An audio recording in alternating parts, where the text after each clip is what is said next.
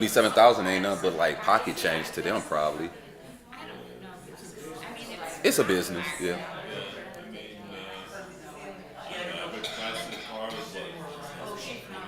About 40,000, yeah. I think the lowest Audi is probably like 40,000.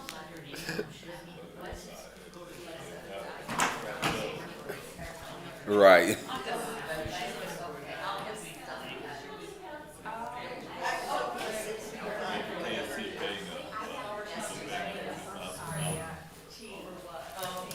And they do it. They do it. They do it all the time. But I wonder what kind of hell sale they're gonna have. Like, how much are they gonna take off per car where it's like worth somebody to get it?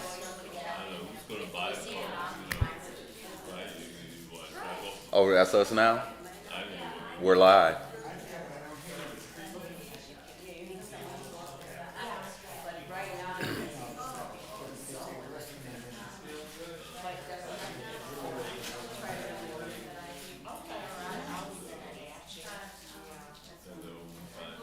Yeah.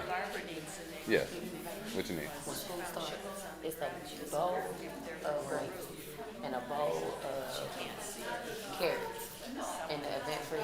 Put that out. Yeah. Gotcha. And a ranch sitting next to it. All right. But the water and lemonade and stuff already in order. All right.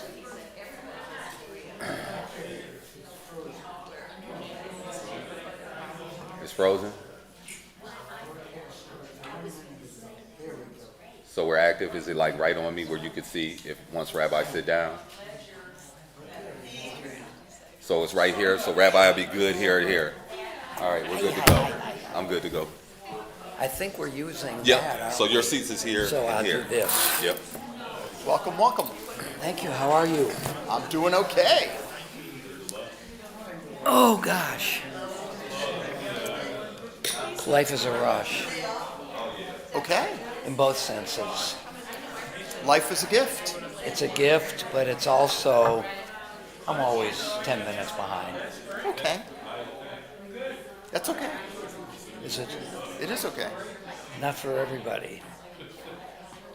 Well, If I'm the guy that's 10 minutes behind.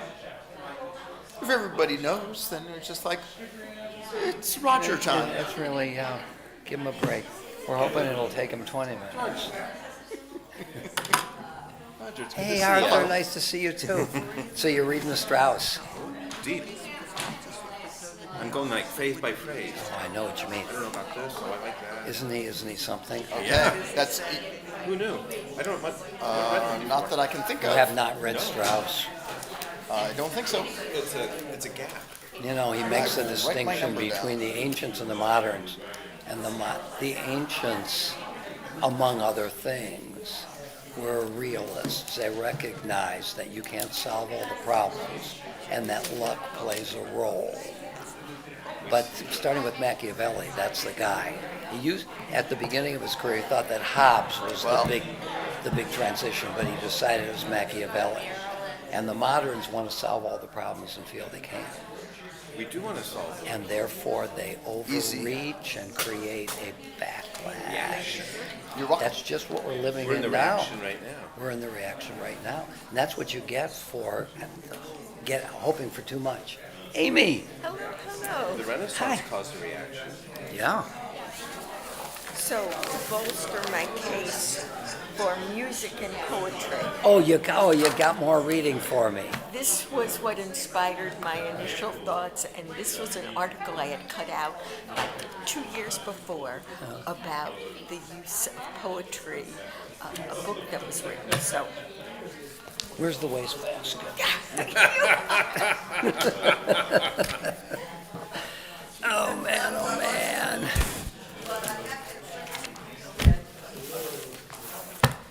Good afternoon, everybody. Happy birthday. To you. God. Happy birthday to you. Happy birthday, dear Rabbi Klein. Happy birthday to you. And many more. Thank you so much. You know what my partner Jackie says? Your birthday never ends. We hope not. But thank you so much. That's so sweet of you. Yeah, I had a good birthday. What I generally do on my birthday is I stay in bed with my head under the pillow. Not really. I don't believe it. Not really. Not really. But thank you. Thanks so much. No, but I'm going tomorrow. You are? Yeah. It'll be a nice Not day, yeah. tomorrow. But it's tomorrow night. Tomorrow night should be nice. Tomorrow night should be nice. Yeah, and they're playing pretty well, aren't they? Very well. And they've got a very dynamic group of young players. Let's hope that some of them know how to hit the curveball. That's asking. Well, they're above 5. I think they're 13-10 now, and they're in first place. First place in the league. Like their percentage is like 588. The Dodgers' percentage is 750. They're right. Three. Followed by San Diego, so if you really want to see baseball, you gotta go to Wisconsin. Yeah, that's right. Well, the Guardians, what do you call it here? Their payroll is like $70 million. The Dodgers is like $350 million. And their tax, you have to pay a tax if your payroll is above a certain amount. Their tax is something like $157 million, more than twice what the payroll, just the tax alone, the penalty tax. First place, aren't they? With the best record in baseball. That's for sure. Oh my God, they've got everything. Money can buy. That's the truth. Yeah, they should charge a tax if you payroll's below a certain level. Well, there is something to it. One of the things they're trying to do is to get the teams that go below a certain floor to be penalized because they're not spending enough.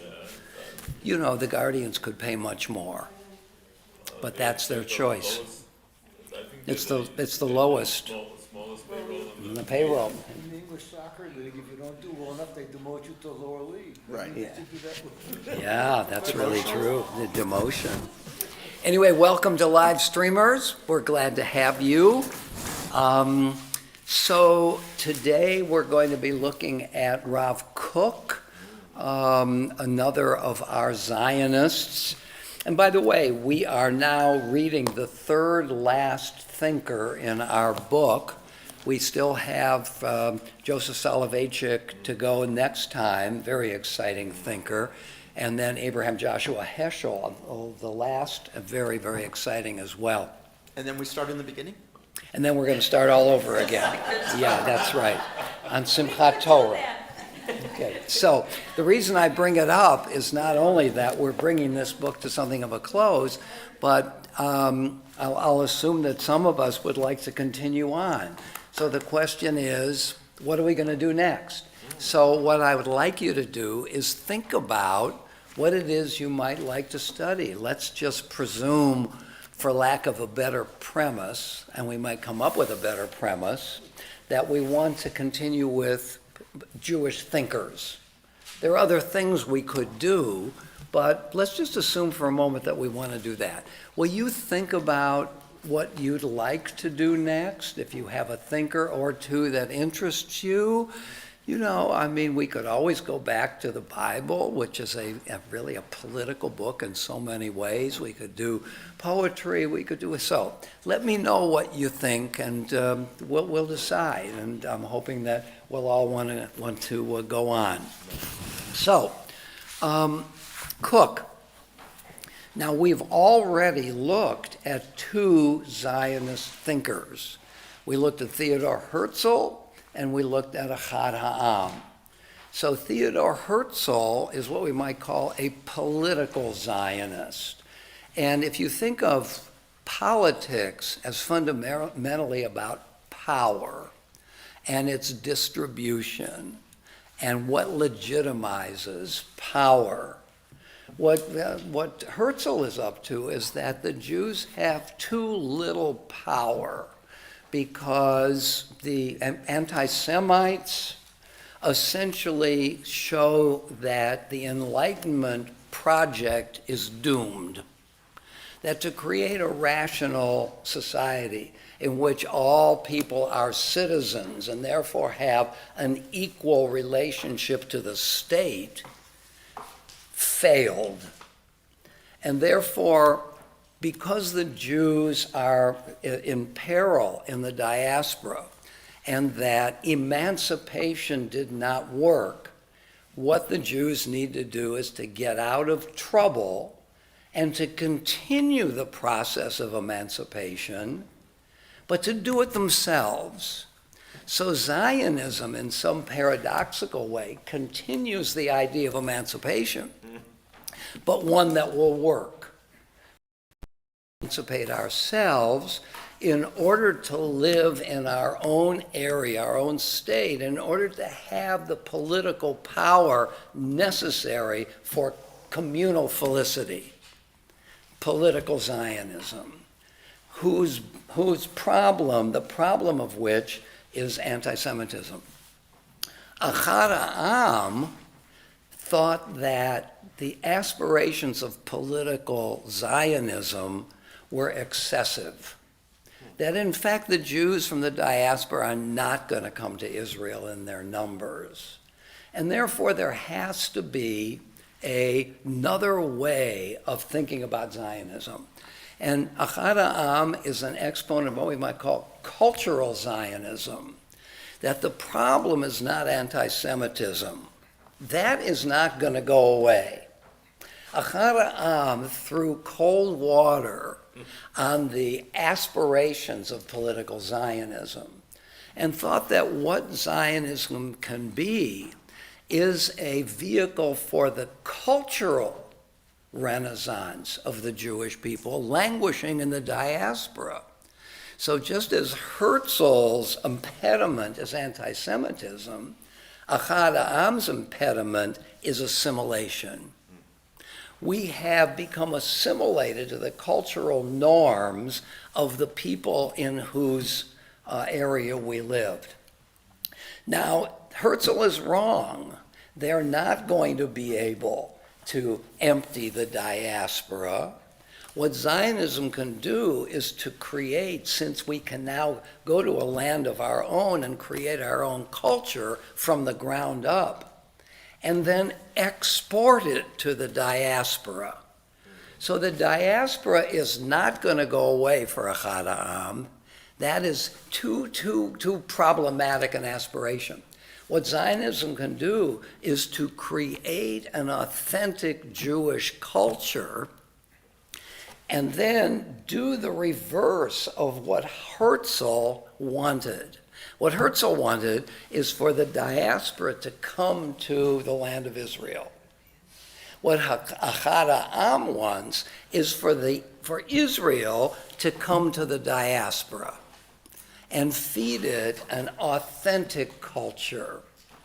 And we can see, by the way, that Achad Ha'am really has a kind of victory here, that Israel is exporting its culture and so on to the diaspora.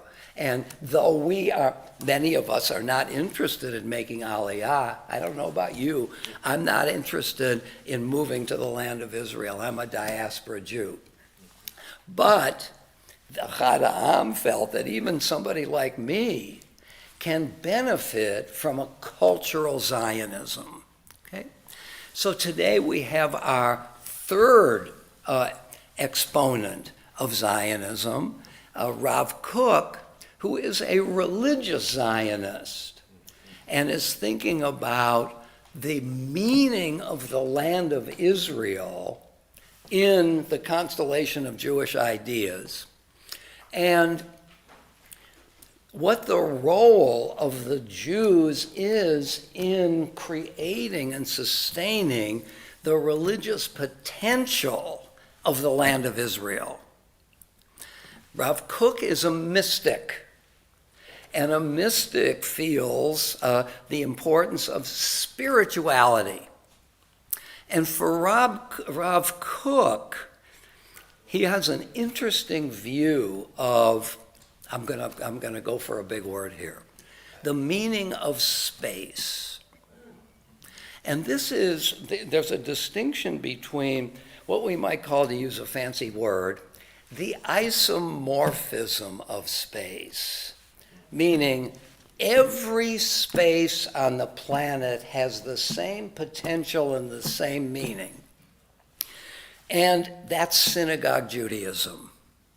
A synagogue, an authentic place to worship, can be set up anywhere. A mystic about the land of Israel disagrees with the isomorphism of space. Some spaces are inherently more meaningful than others.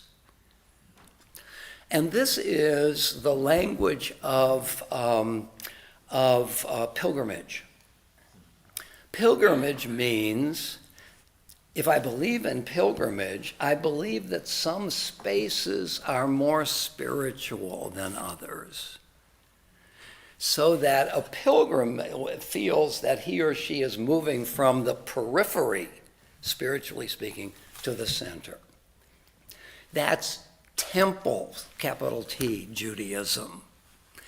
Those who want to build the third temple, and there are Jews today, studying the laws of the redevelopment of the sacrifices. Authentic worship can only take place in the land of Israel. Synagogue Judaism believes all spaces are potentially the same. Temple Judaism believes some spaces are inherently more dynamic and more significant than others. That Rav Kook is a mystic in terms of the meaning of the land of Israel. So here's what I'd like to do. I don't know whether you've had a chance, those of you who have the book, to read what Levinson has to say. I like what he has to say, but there is a book which I think goes more deeply into the and that is this book by Shlomo Avineri, an Israeli philosopher, an historian of intellectual historian, with the title, The Making of Modern Zionism. What I want to do is read a couple of things from the Levinson and then to read more in this book. And with your permission, what I'd like to do is for the first X minutes to do all the talking. So that I want to try to get some material out on the table. And from time to time, I may say, do you have any questions or comments? And then once we get some material out on the table and to develop something of a coherent pattern, then we'll have some real material to dig into together. Okay? Can I ask a quick question before you start? See, what's so interesting, I remember once many, many years ago, there was a wonderful human being, Ernie Siegler. Who remembers Ernie Siegler? So Ernie Siegler at Torah Study used to sit right here. And I remember one day coming in and saying, Shabbat Shalom. I said, Ernie, we don't have any material yet. You've got a question already? Thank you, Maida. I'm teasing you a little bit. My question is, I was in a discussion with a rabbi the other day, and she mentioned Rabbi Zook, and I didn't know where he was from, and I asked her, and she didn't know either. So I'm asking you. He comes from somewhere in Eastern Europe. I think he did. Looking at the picture of him, but I didn't have any. Right. He's studied at both the Mitnaged. So there are the Hasidim and the Mitnagdim. The Hasidim are the pietists. The word Mitnaged means opponent. And the Mitnagdim were the rationalists. Let's say the Yeshivot in Lithuania. The Vilna Gaon, for example, who developed a methodology, that's not a Hasidic word, methodology, for the study of Torah. And I think that Rav Kook was educated in both, but is fundamentally, I think, a mystic. I think he's probably a Lithuanian. No, he's not a Lithuanian. He's born there. He was born in Lithuania? Griva. Good. Where? Griva, Lithuania. Okay, very good. Excellent, very good. Doesn't Okay. mean he's a Litvak, though. Okay, so let me just start. If you have a book, I'm going to just spend a couple of minutes on page 187, second paragraph. Excuse me. Admittedly, the expanse of Rav Kook's thought is so overwhelming that any summary is bound to do it an injustice. Taking a page from Shlomo Avineri's useful thumbnail sketches, he's quoting Avineri, taking a page from that, I will address only three aspects of Rav Kook's thought. The conception of the mystical qualities inherent in Eretz Yisrael. That doesn't mean that when we go to the land of Israel, we can explore and embrace mysticism. That means the very soil, the very physical substance of the land of Israel has a special quality to it. Or to put it differently, there are things that can only be done in the land of Israel. His conception of the mystical qualities inherent in Eretz Yisrael. 2, the dialectical evaluation of the relationship between secular Zionism and Judaism. What dialectical here means is the yes and the no. That's what I understand dialectic to be. And the question is, what's the status of secular Zionists? And his answer is going to be, or at least the exploration of what he's up to, is that traditional religious Jews think that the secularists in Zion are really heretics. And he's going to recognize what that means as the surface quality of the secular Zionists over and against what Zionism really is. But if you look more deeply, those who look like heretics, that is, opponents to the proper aspiration, are really supporters. Let me put it abstractly. What looks like not X, not helpful to the Zionist project, is really X. And that's the dialectic. The no is really the yes. And this is going to be his embrace as a religious Zionist of secular Zionism. And that is a powerful move that he makes, okay? And we'll look into that. So, 3 aspects of Kook's thought. I'm just reviewing.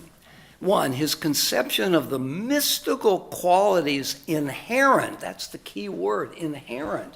It's not only if I'm a mystic and I go to the land of Israel. There's some mysticism in the land of Israel. That's not inherent, that's accidental. Without me, there's less mystical quality. That's the accident. Inherent means no matter whether I go there or not, the very land itself contains spirituality of a very rare sort. Whether it's inherent in the stuff, the material stuff of the land of Israel, or its proximity to heaven. Nachmanides, the medieval philosopher, halachas and so on, quotes Deuteronomy somewhere where he says that God created the various aspects of all the religions of the world. But he created angels for non-Jewish religions.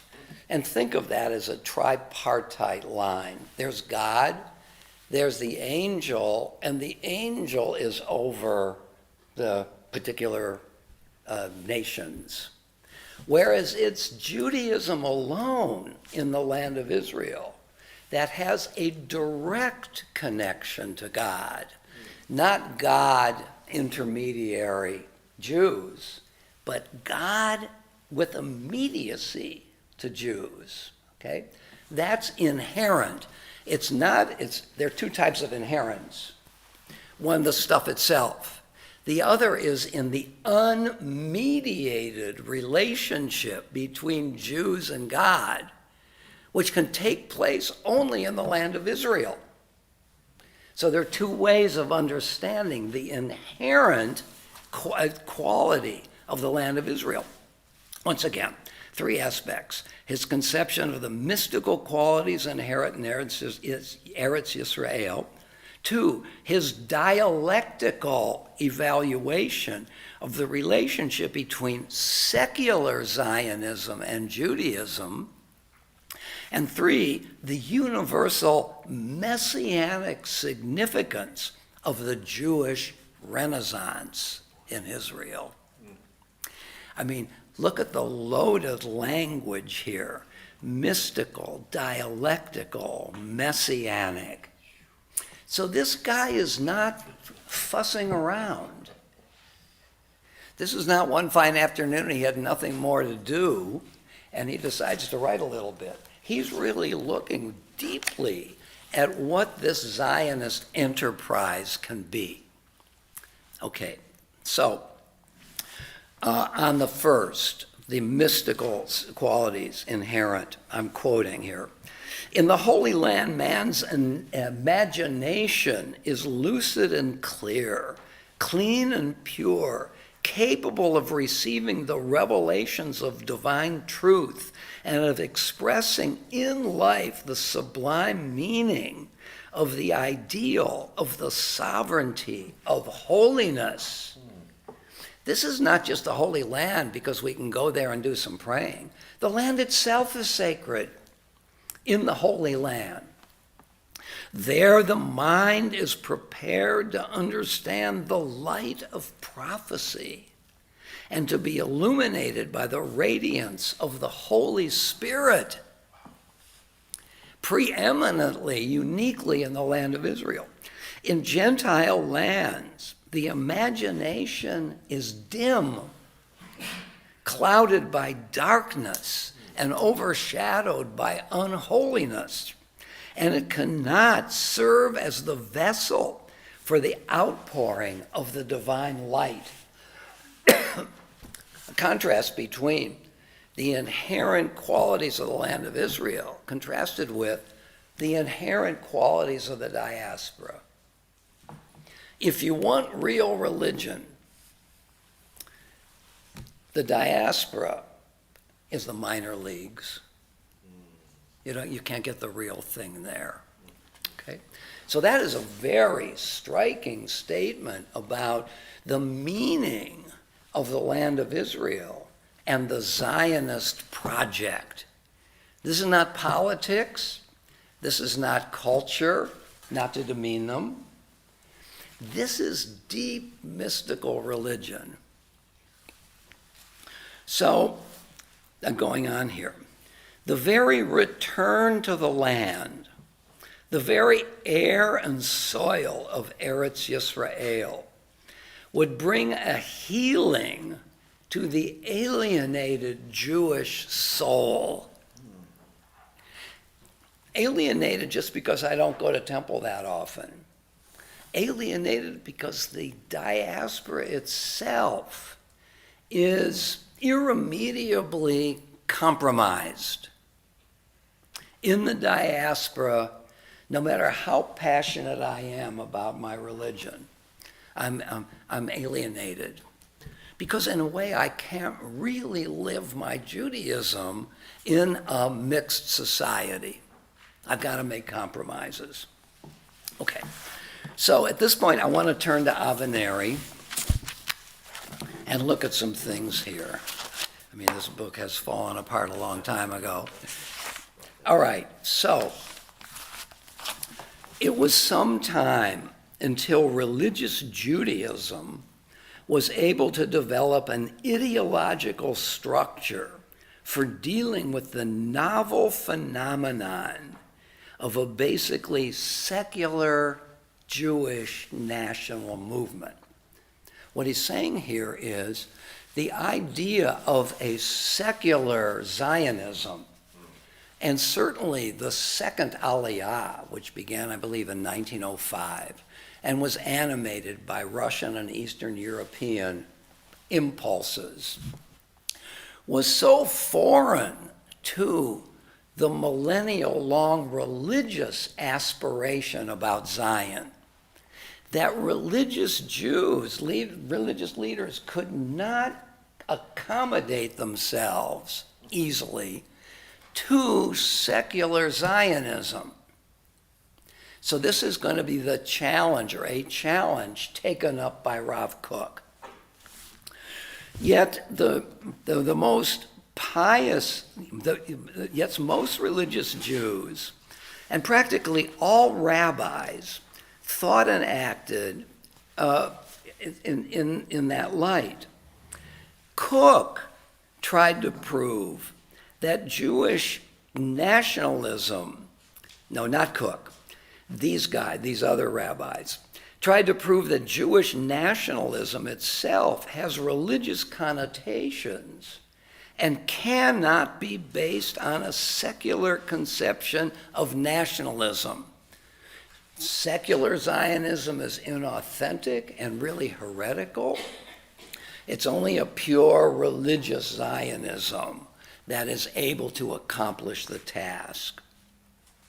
Only in the writings of Rabbi Abraham Isaac Kook, and his dates are 1865 to 1935, who became the first Ashkenazi chief rabbi of Palestine under the British Mandate, is there a systematic attempt to integrate the normative centrality of the land of Israel within the religious tradition into a radical and revolutionary reinterpretation of the political and practical activity of Zionism and the resettling of Palestine. That's a big, long sentence. Let me do it again. First chief rabbi. Only in Kook is there a systematic attempt, and you know what systematic means. He's not just throwing out an idea. He's developing it. He's trying to show what its premises are, what its implications are. That's a systematic investigation of an idea. Only in him is there a systematic attempt to integrate the normative centrality of the land of Israel within the religious tradition. I mean, from time immemorial, really, from the time of Abraham. When does religious Zionism begin? With Abraham. Go to the land that I will show you. And when Jacob leaves the land, he wants to come back. So already the land is a magnet from that very time. Within the religious tradition, which Orthodox Judaism embraced all through the Middle Ages. And that religious, one has to ask oneself, what did the religious Zionists, what did the normative religious view of Judaism with respect to Israel in the diaspora? Why are we in the diaspora? By the way, the diaspora is merely a descriptive term, away from the center. Galut, exile, is a normative term. Exile means bad, sick. So the traditional view was that the Jews are in exile, and by definition, to be in exile is to want to get out of exile, back from a pathological situation to a healthy one. So from time immemorial, Jews have always regarded the return to Zion as an aspiration. One could say Zionism originated with Abraham. The question is, what's the vehicle for doing it? How are we going to get back?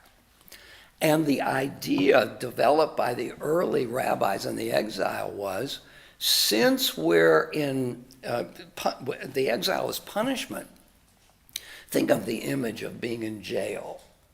I'm in jail. How do I get out? I can't get out on my own. I need the jailer to let me out. And if I've got a term of serving in jail, I can't get out until that time is up. Somehow either it's written as my term, or I've got to experience the punishment that I deserve. And once I've experienced the punishment sufficient to the crime, I can get out. Who's the jailer? God. Why did God put us in jail? For the sin which we sinned, we were exiled from our land, as quoting the rabbis. We can't get ourselves out. I think the rabbis said it's impious to want to get out of the diaspora on your own. Only when our term of punishment is up can we get out. And who knows what the sentence is? God. So we have to wait. We want to get there, but we have to wait. So what he's saying here is, only with Rav Kook is there a systematic attempt to integrate the normative centrality of the land of Israel. Both the religious and the secular Zionists believed, in some sense, the normative centrality of the land of Israel. That's why the secularists went there. The attempt to integrate the normative centrality of the land of Israel within the religious tradition, which I've just described, into a radical and revolutionary reinterpretation of the political, and here's the key point, practical activity of Zionism. The practical activity, let's suppose I buy a plot of land and I'd love there to be a house there. What's the practical activity required? Finding a way to get the house built. Built. I can't just imagine it. I can't just say somebody is going to put it there. Or find a way. Who is it that were involved in the practical activity of Zionism and the resettling of Palestine? Secular Zionists. So Cook's project is, the key word here, is to integrate those two features, normative, traditional religious Judaism, whose very idea is we're in exile, we need to get out, but we can't do it ourselves. That would be impiety. To get onto the boat with a bunch of other people and to go to the land of Israel, not to visit, but to settle there, to return, is not up to us. And to integrate that idea with precisely its opposite, it is up to us. We're not waiting anymore. We're doing it ourselves. Okay, so a very interesting summary of what Rav Kook is up to. Rav Kook had to undertake a radical interpretation of the whole religious tradition in order to turn a passive religious messianic hope. Passive, we can't do it ourselves. Religious, God's got to be involved. Messianic, that somehow, the hope for a Messiah is the hope for a final healing of the wounds of the human condition. He had to undertake a radical interpretation of the whole religious tradition in order to turn a passive religious messianic hope into the basis for collaboration. Collaboration is the opposite of passive. You know, we have to do something. How are we going to do it? Let's suppose Michael and I had an idea. We need to do X. We got two choices. Turn it over to Jordan. Let somebody else do it for us. Or let's collaborate in order to accomplish it. In order to turn a passive religious messianic hope into the basis for collaboration with an activist, political, secular movement. That's the dialectic. Secular, bad. They're doing this on their own. They don't know what really Zionism is. But really, they're allies. Doesn't look like they are, but they are. Doesn't look like they are. No, they're not part of us. Yes, they are. Yes. Maida, you had a comment. Yeah. Passive mean giving it to Jordan? What does passive mean? Giving it to somebody else? Giving it to somebody else. And as an analogy to God will bring us out of exile, and we'll not go until God does it. No, Michael and I say, let's create a movement here and gather some people and go to the land. Let's suppose it's 1890. Let's gather some people and let's go to the land of Israel and start the rebuilding of not just visitors. There's never been a time when there haven't been Jews in the land of Israel, living in the four holy cities of Israel. What are they? Hebron, Jerusalem, Tiberias, and Tzfat. There always were Jews there. But they didn't think of themselves as a national movement trying to control, have political power in the land. So Michael and I say, we want to start a community there. We have two possibilities, just to repeat. We can do it ourselves.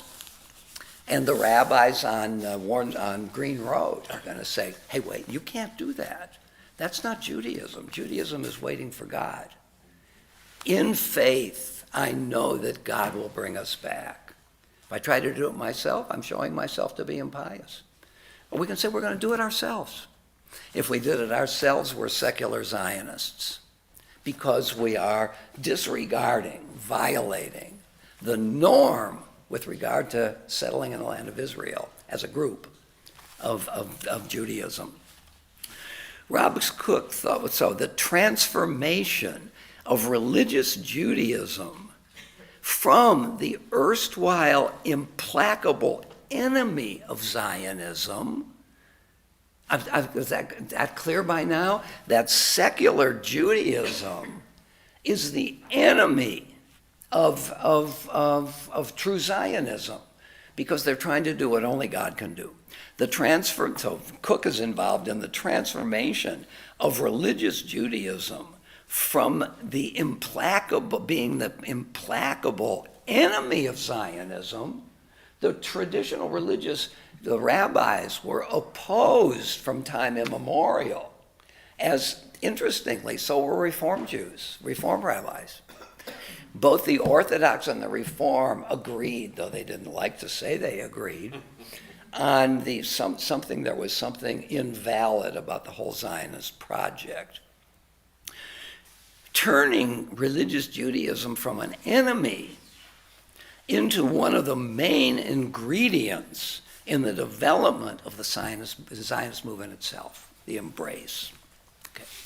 It is true, and it's a complication, that almost immediately after the first Zionist Congress in 1897, maybe it was a few years after, that a group of Orthodox rabbis began to accept Zionism, not so much from a religious point of view. They agreed with Herzl that when the house is on fire, you don't ask yourself, well, how are we going to save these people from the conflagration?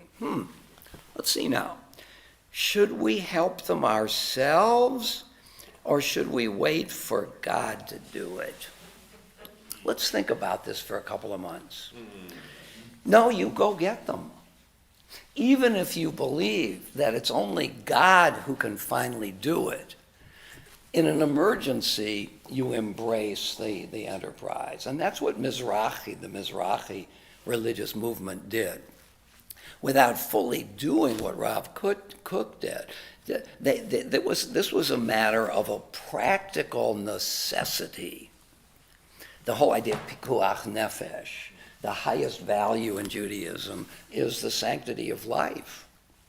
We can violate a lot of mitzvot if life is in danger. You know, the famous idea of if a pregnant woman on Yom Kippur needs food in order to survive the day, you call your Orthodox rabbi and you say, well, it's Yom Kippur.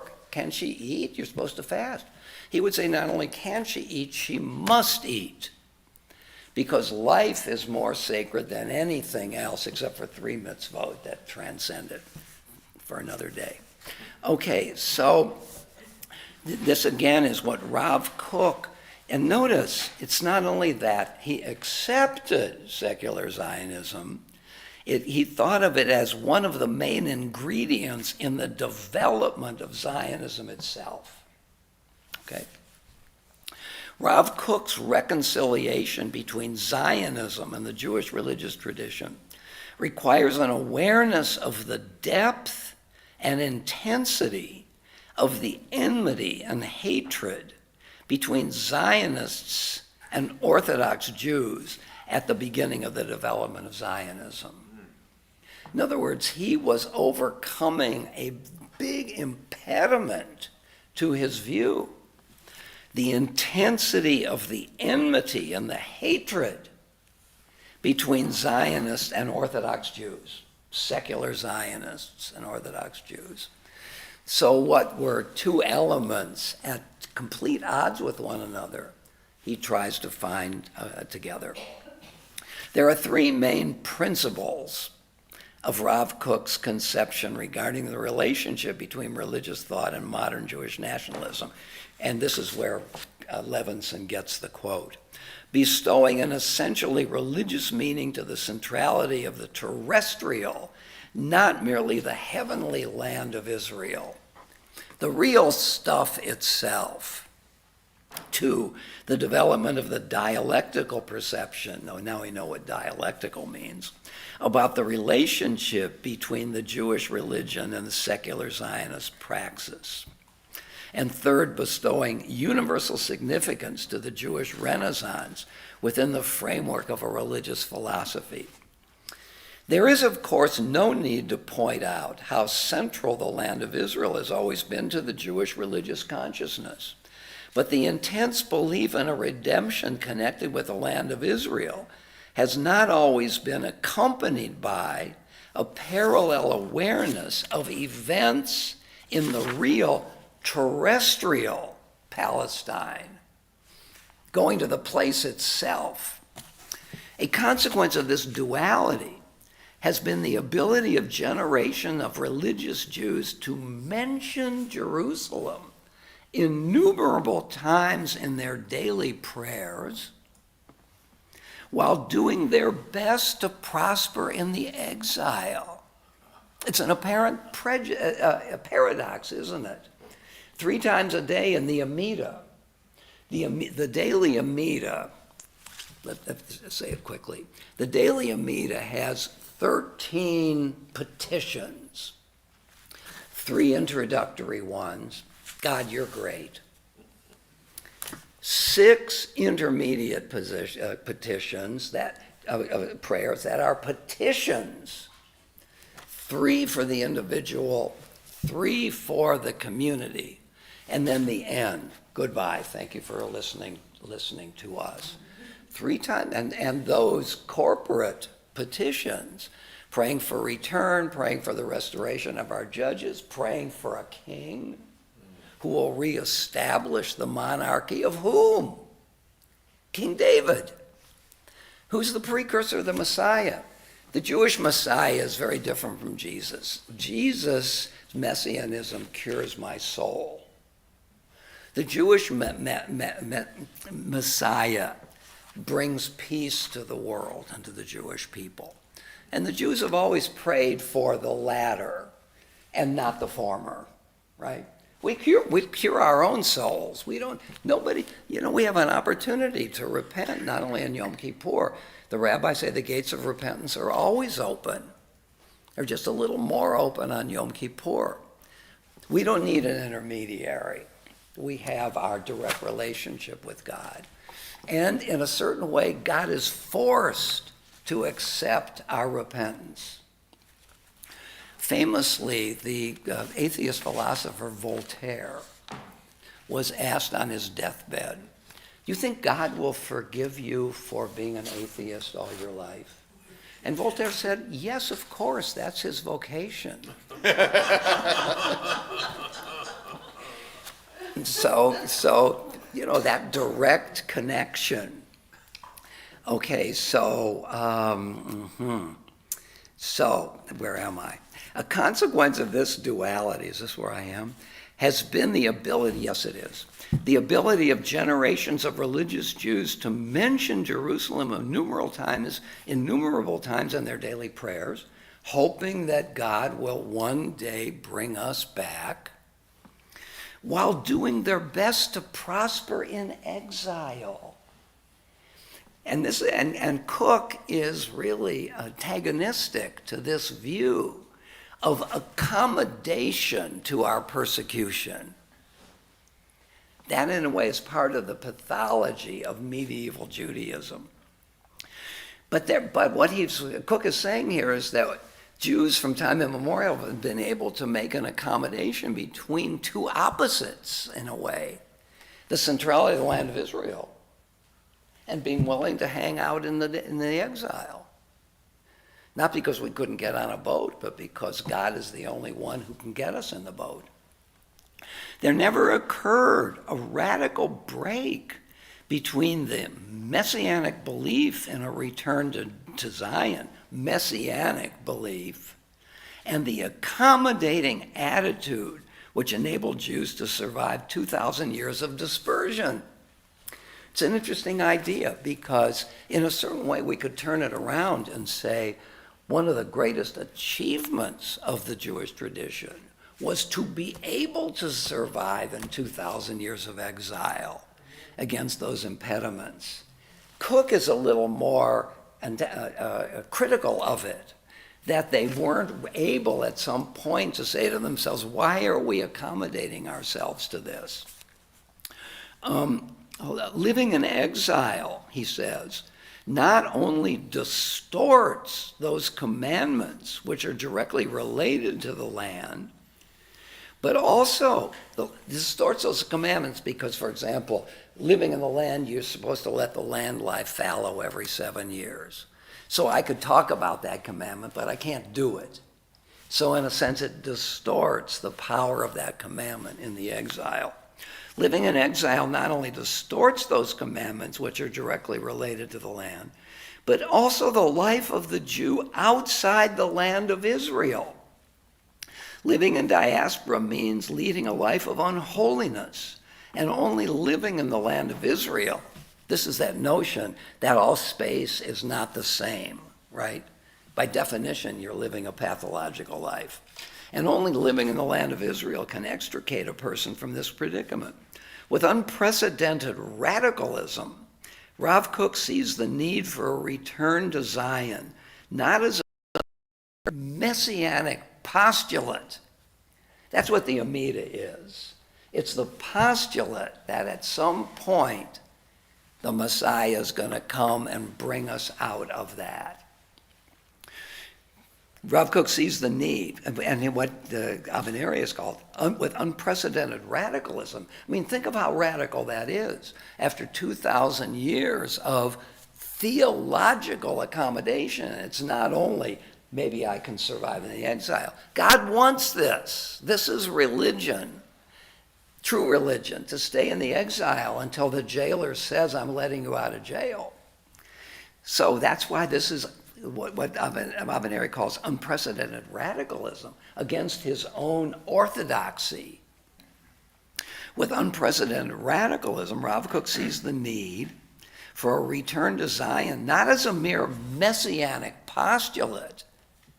Everybody embraced that postulate to be carried out in God's own good time, but as, and here's the two big words, as an immediate imperative for every Jewish person. Okay, this is a radical guy.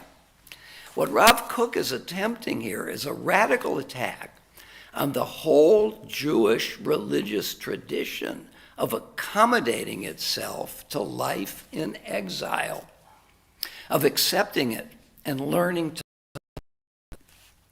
At the same time, it is clear that such a radical religious attack on Jewish religious quietism could emerge only after Zionism, with its secular and worldly approach. What makes the religious aspiration of the return to Zion, religious return to Zionism, what makes that religious idea possible? Secular Zionism. Really? But Jewish religion was found secular Zionism inimical. That's what most rabbis felt. For Kook, not only is it not negative, it's a necessary condition for what we want. I mean, think about this in a more abstract way. We have a variety of Judaisms today, and we feel the tension among them, right? If I went to a deeply religious service, I would feel a little out of place. God forbid they should come here. In principle, I'm now applying Kook's methodology to that question. I'm not saying he would agree with this. Is that disparate and mutually antagonistic forms of Judaism can find a way not only to live together, but to acknowledge the value of each other. It's one thing to say, come on into my synagogue, but also come on in and see, please try to see what's valuable here. That's what Kook is doing. What Rav Kook is, notice that's an analogy. He's not doing just what I said, but something parallel. What Kook is attempting here is a radical attack on the whole Jewish religious tradition of accommodating oneself to life in exile, of accepting it and learning to live with it. That's religious Judaism. He's attacking that. At the same time, it is clear that such a radical religious attack on Jewish religious quietism could emerge only after Zionism, with its secular and worldly approach, opened new avenues for Jewish identity. Now he says something about the Reform movement. And once I read this, I'm going to ask you, do we believe this? Plus other comments or questions you have. As the Reform movement showed during the 19th century, cutting Judaism loose from the land of Israel amounts to cutting it loose from its very roots. Remember, early in its history, Reform Judaism was not only non-Zionist, was anti-Zionist. Why? Because we're a light to the nations. We have a mission to bring certain values to the people of the world. How can we do this if we're all over in one corner of the globe? And therefore, the whole Zionist aspiration is antithetical to the prophetic view of Reform Judaism, that we're bringing a certain powerful ethic to the peoples of the world. That's why Reform Judaism was not just indifferent to Zionism, it was opposed to it. There's a famous sermon, I can't remember his name, a rabbi graduated in the first class of rabbis at Hebrew Union College in 1875. And the title of his sermon was, "Why Do we have anti-Zionists today? We may have people who are opposed to Netanyahu or what Israel is up to. But I don't think there are non-Zionists, but I don't think we have anti-Zionists. And early in Reform Judaism, there was an anti-Zionism, not just as an emotion, but as a developed sense of what Judaism really is. As the Reform movement showed during the 19th century, cutting Judaism loose from the land of Israel amounts to cutting it loose from its very roots. He's saying this. Anyone who now this is Cook. Anyone who relinquishes the belief in the return to Zion ultimately relinquishes his belief in the identity of the Jews as a nation. Let me read that again, and then we'll talk about it.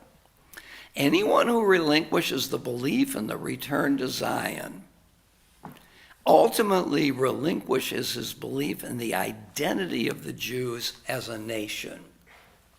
Namely, we can only believe that Judaism, that Jews are a nation, if we embrace Zionism, because only in our own land can we be fully a nation or fully a corporate entity. So what do you think about that? What do you think about that? Michael? Well, this gets to personal beliefs, I guess, but my sense of that is that we're inextricably tied to the land of Israel, because without it, who are we? And being a light to the nations doesn't conflict with that idea. And I think that's where Reform Judaism is today, with the HUC of Jerusalem, right? And where are those rabbis going? They're going to the diaspora. Yes, right? yes. They're going to be a light to the nations. So I don't think the two are in conflict within Reform Judaism.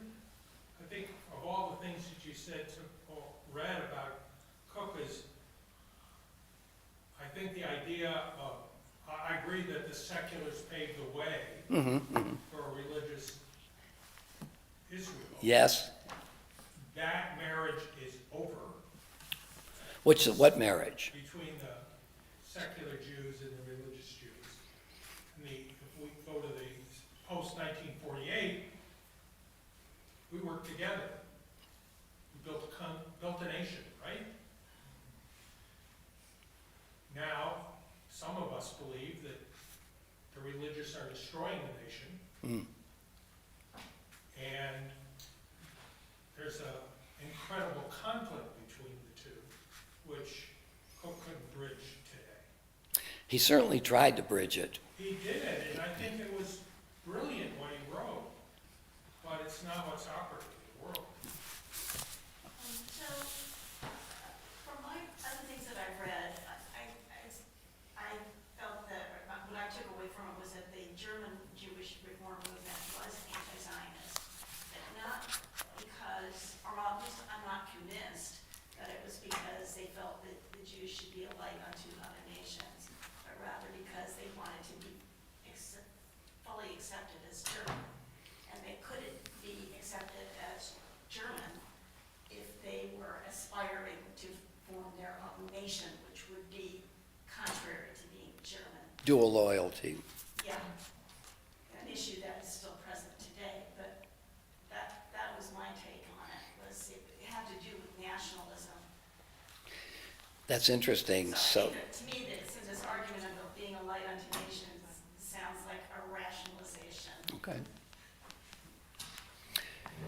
Yeah, it's an interesting comment, really. You don't think, groups, isn't it plausible for groups of different kinds to have their, let's call it their highest values, their constitution, their aspirations, and not only giving lip service to them, but really trying to live those values out? Groups do that. And you think, I like your point here that in a way it was a rationalization. Because really there's a tension here between wanting to be an entity, a Jewish people in Berlin, in London, and also fully believing in becoming part of the nation in which you live. And it's an inevitable tension. If I can make another. Sure, follow-up. of course. I was coming at this from the perspective of reading about art history. And what I read is that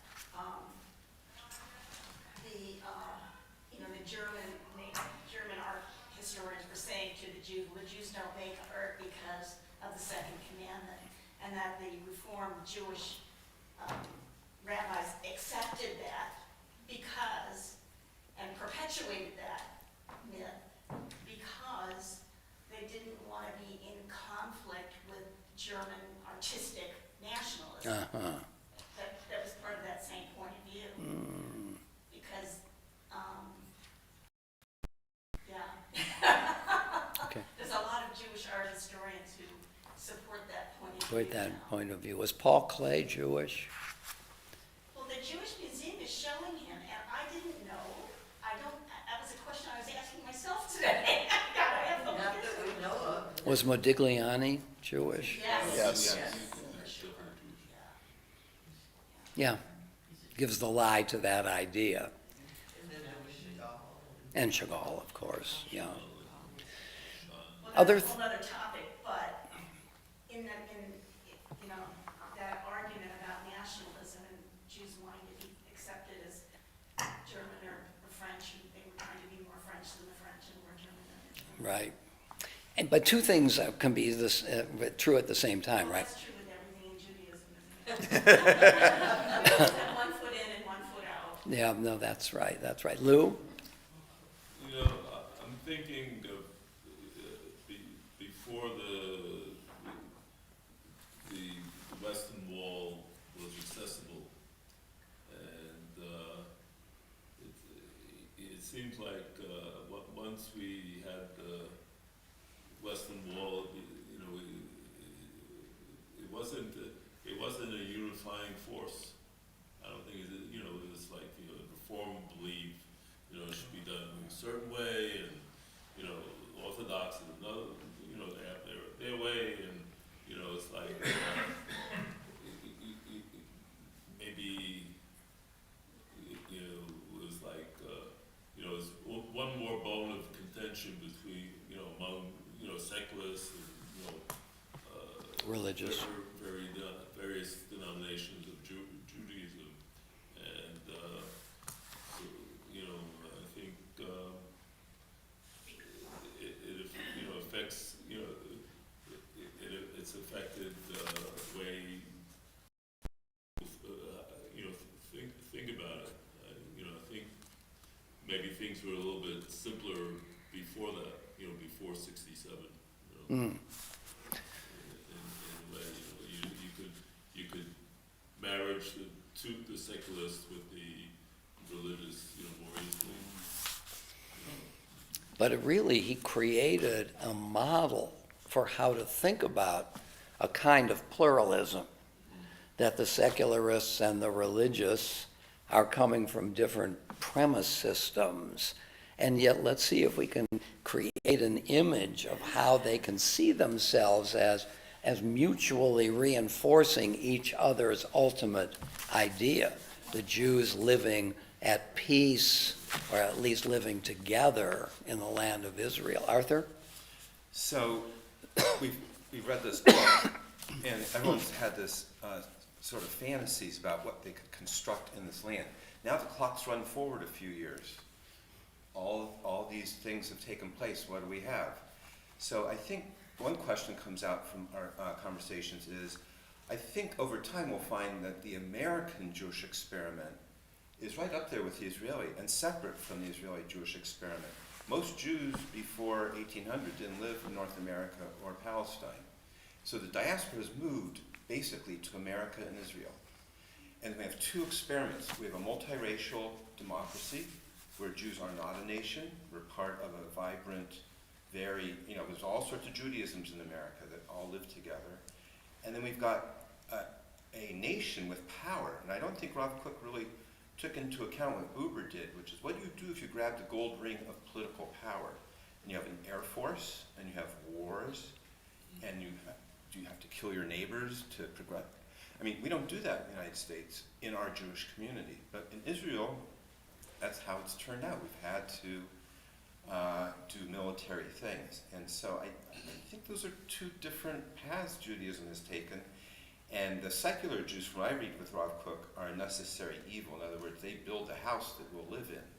Once they're done building the land, the religious will then make it a religious place. Israel's not going to be a secular state. It's going to be a religious state, but you have to have someone build the settlements and the towns for the religious culture to take.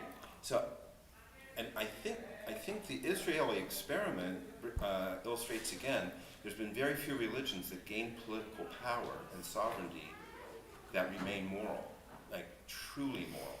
So it's very, Constantine made Christianity the religion of the empire, and it didn't work out very well in terms of morality of Christianity at that point. Well, that's a little harsh, isn't it? I mean, Constantine Christianity has lasted almost 2,000 years and has done a lot of very good things. It has, but there's been The compromise. Religion constantly proves it has trouble restraining political power when it wants to do something bad. So we don't have that issue in America. We don't have religion driving the political agenda, or in control of the political agenda. Well, Right. our religion. Yeah. The Jewish religion isn't in charge here. Well, look, I mean, and we'll, if we get to it, we'll see that Cook, in a way, takes something back of his compromise, because his view is that the secularists are doing religious work and are really, in some sense, religious, even though they don't know it, even though they don't accept it. So that what looks like a kind of pluralism, there are the religious Zionists and there are the secular Zionists, and they have different premises, but really they're contributing. But the next move he makes is to subsume the secular under the religious. And I think one of the values of modern liberal Judaism is that we truly embrace a pluralism. We're not aggressive in the sense that everybody needs to be like us. So in a certain way, maybe this pluralism, which I take it as a democracy, at least in principle, Israel does embrace. Amy. I think you both touched on what I was thinking about in terms of if Israel has a unique spirituality to it. Yes. That once you get the secular Jews to it, it's like we were outside of the magnetic field. Good analogy.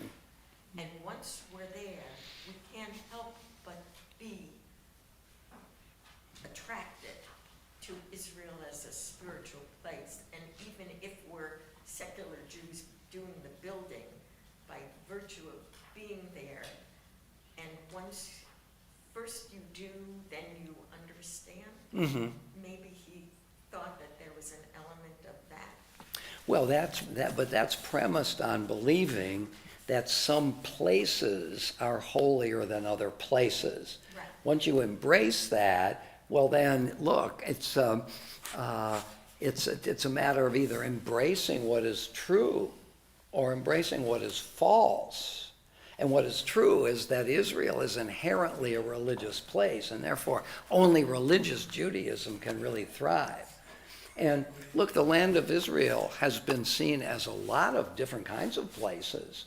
I mean, if Israel is a land like all other lands, to which we have some historical and emotional connection, but in principle, it's like all other lands where no particular way of being Jewish is privileged over another way.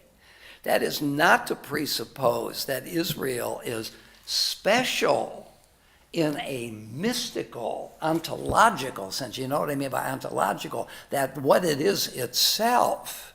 You can think of Israel. Why do we go to Israel? Because Israel has always been part of the Jewish vocabulary, but not because it's inherently religious. So Cook is asking us to embrace his mysticism. And I take it lots of people who live in Israel feel that in a certain sense they're home from an historical point of view. And therefore that makes possible pluralism. There are different ways. If I don't believe that the land of Israel is religious inherently, then anybody who's not a religious Jew in the land of Israel is not a full Jew in Israel. But if I believe that it's just like other places ontologically, except it has some specialness historically, then I can embrace different ways of being Jewish. That's democracy in a way, isn't it? That people have certain rights and that you don't have to be a certain kind of person in order to get those rights. And he's making that assumption. Of course, why wouldn't he? He's a religious Jew who has worked very hard to be embracing, except with some concessions, some compromises. Jordan? I'm concerned about the mysticism. It seemed contrary to the idea that there must be an Israel to get close to God. Mm-hmm. And what did he feel about Kabbalah, which was far from Israel, if it was central Poland, which was as mystic as that we know. No, I think he would think, and I don't know, I don't have evidence for this view. I think he would say that mysticism as a theory is very powerful, but it doesn't mean that each brand of mysticism, his mysticism happens to be mysticism of the land, and not necessarily mysticism of a kind of connection with God only. The latter can take place anywhere. I think he does believe in a kind of hierarchy of places in which mysticism can flourish because of the special elements of the land. I'm not sure if I'm right about that, but I think that's what he probably would say, that his mysticism can be carried to a place where it's especially, you know, lefties can hit home runs in any stadium, but it's easier at Yankee Stadium. So, can you hit a home run anywhere? Yes. But isn't there a special land of Israel to baseball? Yankee Stadium. Yankee Stadium. You know, in the 40s or 50s, the Yankees and the Red Sox, Rav Cook, this is not Rav Cook at this moment, they came very close to trading Williams for DiMaggio. Because Williams, a lefty, would be hitting many more home runs at Yankee Stadium. DiMaggio with the short wall, but they never pulled it off. Baseball would have been different. Steve? I kind of want to meld the two sort of topics. One is the anti-Zionism of reform in particular, and Orthodox accepting of Rav Kook's identity, to sort of bring them together. Anti-Zionism and Cook. Sort of. Let me just develop the argument. Orthodoxy, in a sense, was a radical change, somehow a revolution, in terms of its, I'll use the word strictness. There was more a variety of practice of Judaism, but emerging into modernism, Orthodoxy took a much more strict view. Revolutions, they're very sensitive to things that might undermine their revolution. Same with the German nation state. with Bismarck, it was a lot of diverse principalities, but finally under Bismarck, a nation state was created. But what made the nation? Looking back, you could say the people who have lived here for a long time, blood and soil, that is what the German state is. If you're Jewish, you were living in ghettos or in isolated communities. You don't have that historical connection to the German state. But in modernism, now they're saying, you must be committed to the German project. But if you are also committed to the Israel project, that because they would be very sensitive to those kinds of things, it is kind of dual loyalty, but it's the sense that unless you have to be more German than the Germans, you have to be committed to the German project 1,000% because you don't have that historical blood and soil thing. So from a Reform Judaism and Jews in the modern world, secular Jews who wanted to remain Jewish in the German state, it was very useful to be anti-Zionist because that made you a committed German. You had to be more Catholic than the Pope. Yes. What Rav Kook was trying to do was to convince the Orthodox that pluralism was okay, but that was so antithetical to the underpinnings of Orthodox, it was very hard for them to accept it. And I think he was able to get away with it with a few sleight of hands, like they were doing religious work without knowing it. For some, that they might have found that acceptable, but it seems like if you're not following halakha, then you're not where you need to be, and that would be the Orthodox view of things. So these secular Jews, why don't we just rely on the Orthodox Jews to build the state? It might take a little bit longer. But Rav Kook was trying to be a very practical and sort of ends justify the means kind of guy, to say we could build the state, we could build it quickly, but we can't build it just on the backs of the Orthodox in the land of Israel. So you're saying there's a kind of inauthenticity in his approach. In a way, he's trying to bring the secularist in, but not because he values secularism at all inherently.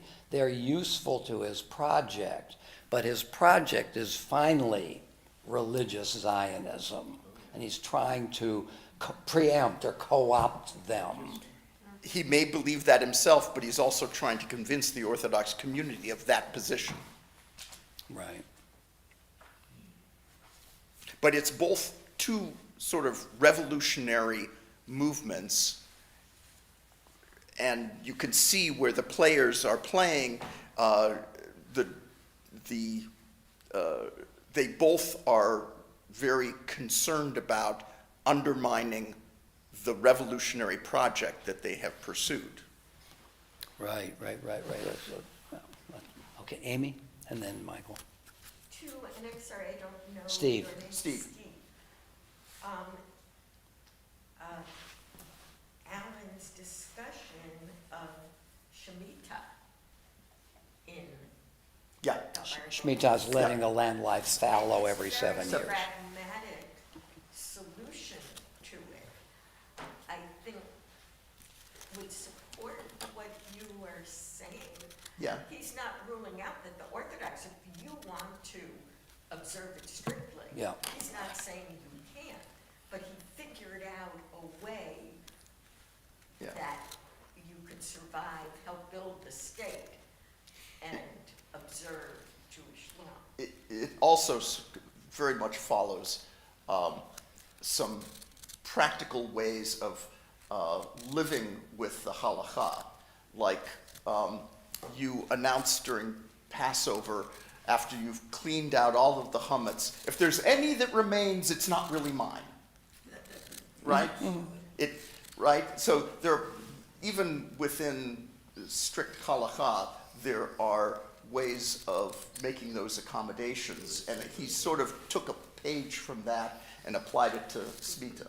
I think one of the ways of saying that is that it's foolish to be a purist in terms of your theory, because life is inherently multiple. And so you have to make some compromises, and you have to ask yourself, I mean, if somebody said to me, you're going to die unless I amputate your finger, I would say, well, I need this finger.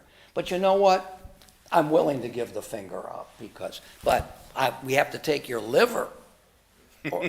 Well, that I do. So there's compromise and there's compromise. And you have to recognize to some degree that, this is, gosh, I don't know whether if it just occurred to me. Have you heard of the guy named Kurt Gödel? Sure. Kurt Gödel was a mathematician who, and there's an interesting book, they both, Gödel and Einstein, were at the Advanced Institute in Princeton. There's a book that has the title, When Gödel Walked with Einstein. And Gödel said that any system cannot be both complete and consistent at the same time. And What did Einstein think of that? yeah, well, I mean, Gödel showed that even an axiomatic system like arithmetic cannot accommodate every true theorem in the system and also be consistent. Well, I think that applies here. If you want to have your theory and you want it to be as complete as possible, if you go too far and don't allow some inconsistencies, then your theory is just not going to hold water. And I think that's what they did. The question is, what sort of concessions or compromises can you make without, I can get along without this, but I can't get along without my liver. So, I mean, to make some concessions or compromises, far from being a bad thing, is often a necessary thing in order for the entity to survive. It's what all of our thinkers have been trying to do in terms of addressing modernism. Right. What can you get rid of?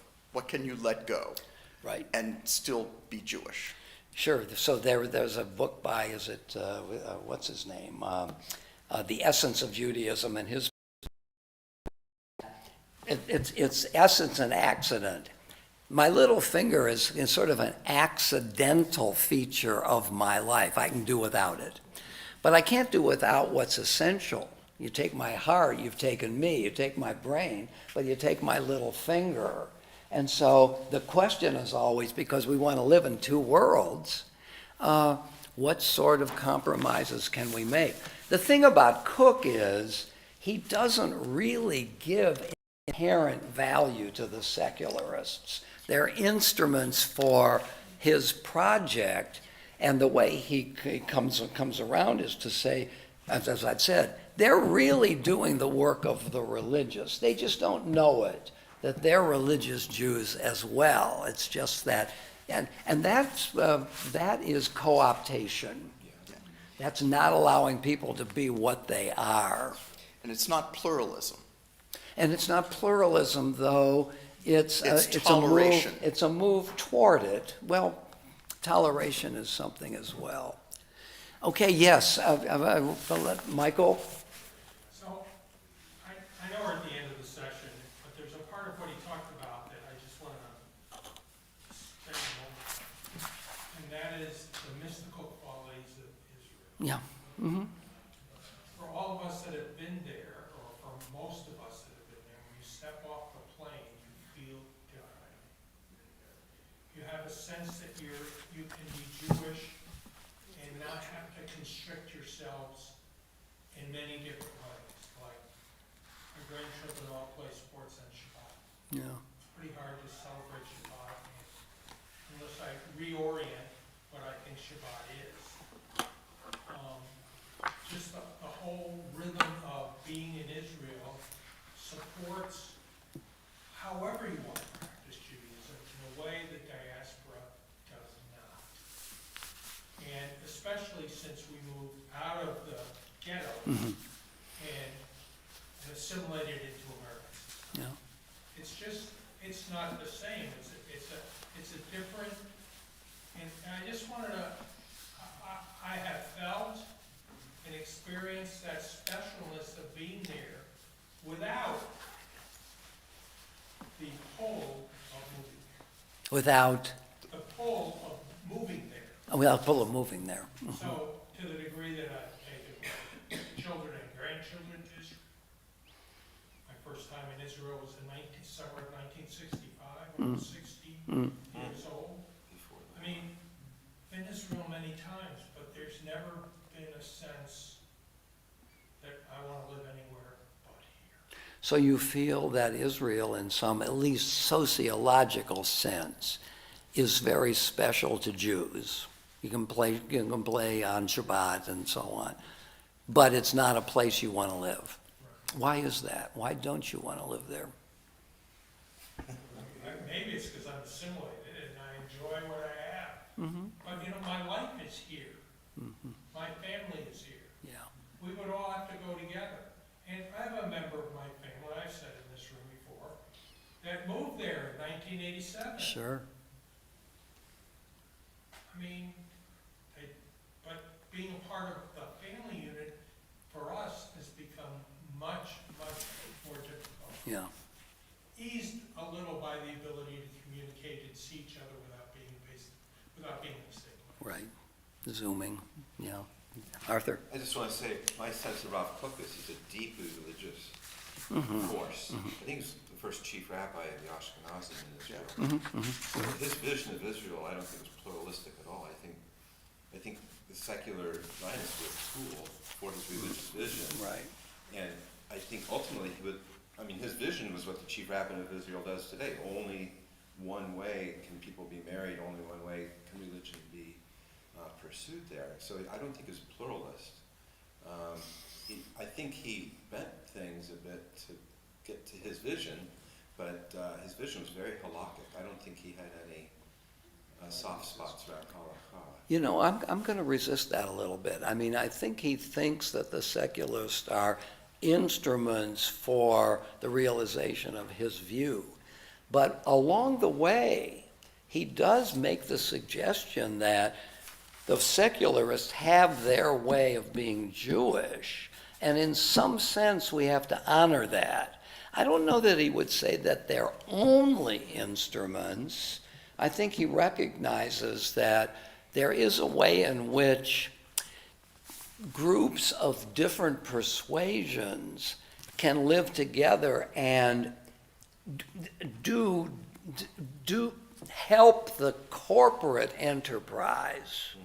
So I think there is a pluralistic impulse which is really inimical in some way to his deep intuition that there's really only one way.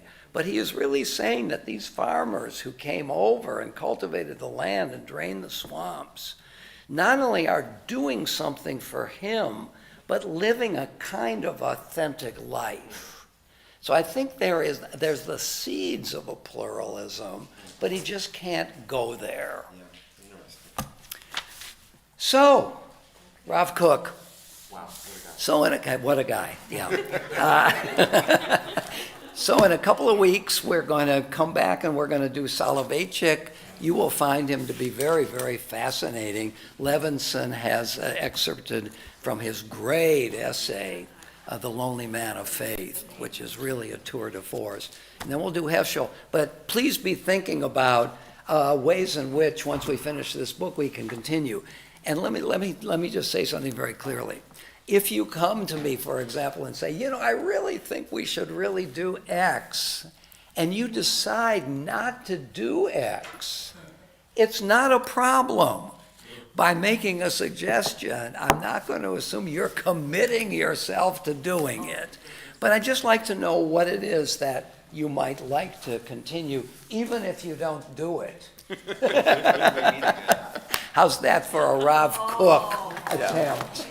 So why does the subtitle say from Spinoza to Soloveitchik, but the last thinker is not Soloveitchik?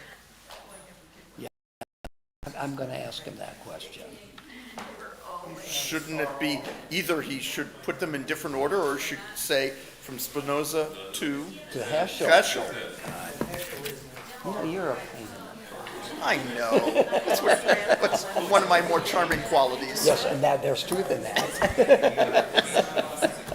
That's a good point. By the way, I wrote that last chapter. Okay, all right. On Heschel. Yeah, Excellent. yeah, he says so in the preface, actually. There it is, right there. So, excellent. Okay. So we really don't have to do the last chapter. Well, he didn't want to say that because he didn't want to emphasize my contribution. So he You said wanted to to minimize your contribution. he didn't want to minimize it, he just didn't want to maximize it. And you know, he asked me, could I say from Spinoza to Soloveitchik? I said, but what about Heschel? He said, well, I don't want to overdo you. Yeah, yeah. Okay. It's all a lie. It's all lies. I was impressed. Oh, boy. I got to Okay. run. Do Can, not leave your lead. jeez, just the wrong person who was standing here. And are you wet? I'll walk and talk. Can you This walk is me my out day so I got the board? before I- Well, then they should have just put Soloveitchik last. And then it would have been fine. Or maybe just say Kaplan and Heschel later. It's an editing thing.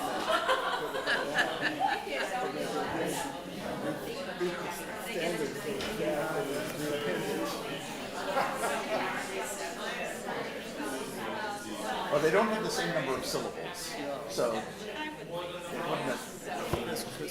Rabbi Klein has that Yes. chapter, so maybe there was some other deeper issues.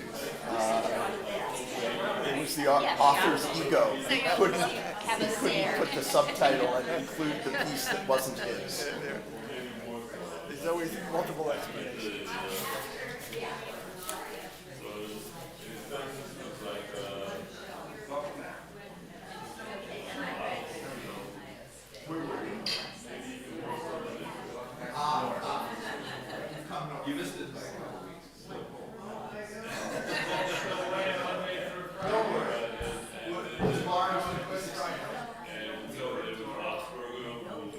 It starts on cold. The baseball game.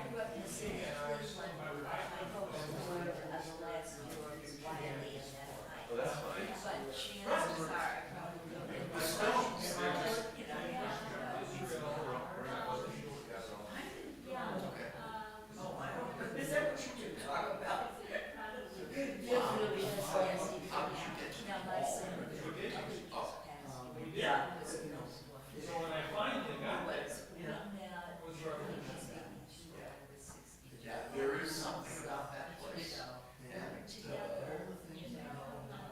Maybe it's genetic memory or something, like, this is where we came from.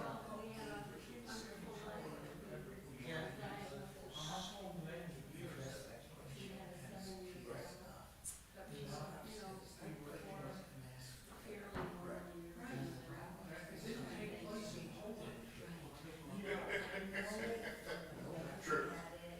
Or Uganda, which was the other piece. Jerusalem was there. The temple was there. The Red Sea is, I mean,